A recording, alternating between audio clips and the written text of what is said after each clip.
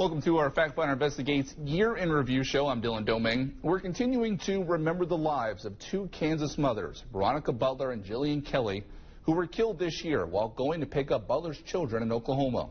In April, their bodies were found buried in a freezer. An autopsy revealed that both women had been stabbed to death. The initial hearings began in December for the people accused of killing them. Cora Twombly shared that she had actually made plans to kill Veronica Butler months before. Twombly admitted to planning the murder in August of 2023. That's nearly 7 months before Butler was found murdered. March wasn't the first attempt either. Twombly made that she said she tried to kill Butler in February this year. Under a plea agreement, Twombly pleaded guilty to 2 counts of murder and conspiracy, and her kidnapping charges were dismissed. In exchange, the state will recommend a life sentence with 30 years suspended. In Kansas and Oklahoma, lawmakers are currently drafting up bills for the upcoming session that would provide better safety during a custody exchange in the names of Veronica Butler and Jillian Kelly. Many times this year, the Kansas Highway Patrol put out these warnings showing tickets written for drivers for going over 100 miles an hour on Kansas roadways. The KHP has written thousands of these tickets, so I went on a ride-along with the Kansas Highway Patrol this year to see for myself what they see. Officers say it's a dangerous trend and one they want state lawmakers to help address. If tomorrow I didn't have to write another speeding ticket, that'd be great. But that won't be today. That right there is running 95. Within an hour of our ride-along with Captain Travis Phillips. I'm Captain Phillips, Kansas Highway Patrol. Can I see your driver's license, please? 2 tickets were written for drivers going 90+ miles an hour along I-70. Stop people going 90 miles an hour, that's all you'd ever get done all day long. You know, but then you miss all the 105s, 110s. Phillips says frustration is growing among law enforcement and points to the numbers. 10 years ago, KHP wrote 1,400 tickets to drivers going over 100 miles an hour. But that number spiked to more than 3,000 in each of the last 3 years.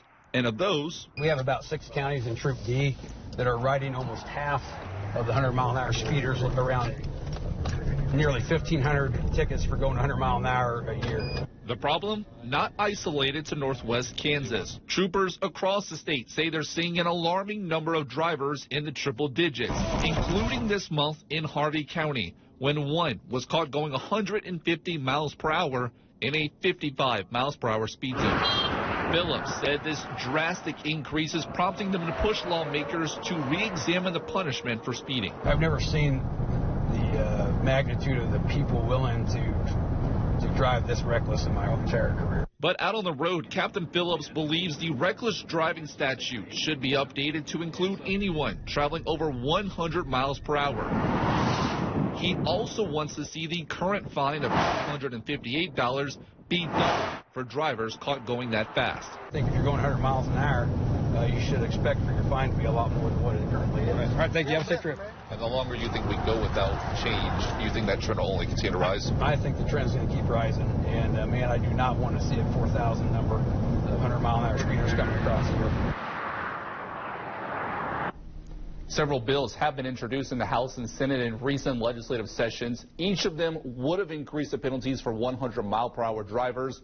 However, none of those bills reached a point where they could be signed into law. Lawmakers tell me there's still a difference in opinion over what penalty would be the best solution. A new bill is expected to be introduced during the upcoming legislative session.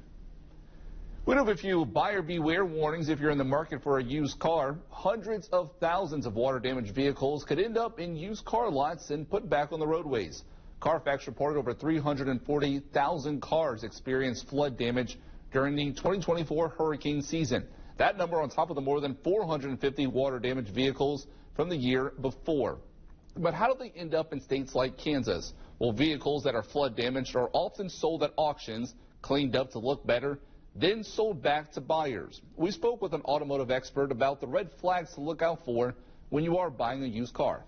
Well, what you want to look for is like right over here on the side, same thing. You want to, in fact, you can see some right there. That's what it looks like. It's ocean water, and ocean water has salt in it, and salt leaves a white crust behind.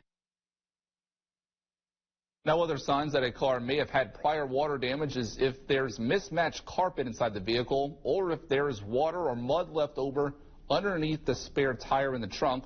Another red flag, even if you don't see signs of corrosion, is if the inside of the vehicle smells like mildew. Experts are also warning of an odometer rollback that are once again on the rise. Odometer fraud is the resetting or alteration of a vehicle's odometer to change the number of miles indicated and make the car appear less used. That could cost you thousands of dollars more if you buy one of those vehicles. The National Highway Traffic Safety Administration estimates more than 450,000 cars are sold each year with false odometer readings. So before you buy a used vehicle, you should look up that vehicle history on Carfax using the VIN number and see if the car has had any prior damage. So to come, the ongoing fallout from the ethics complaint filed against Wichita Mayor Lily Wu. Will share when the ethics board is expected to issue their final report. And from tragedy to legacy, how the family of a Wichita State international student who drowned at an off-campus apartment pool plan to honor his life.